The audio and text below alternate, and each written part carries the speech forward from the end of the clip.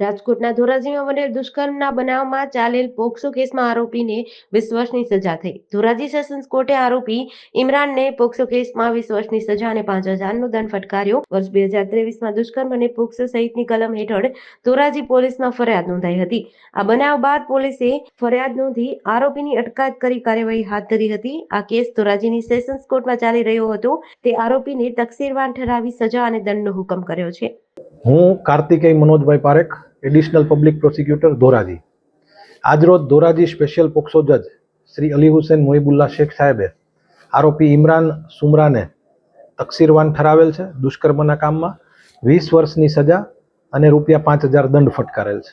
બનાવની વિગત એવી છે કે આરોપી ઇમરાન પહેલા ભોગ બનનારના પિતા સાથે ક્યાંય મજૂરી કરતા, પછી તેમણે રિક્ષા લીધેલી હતી।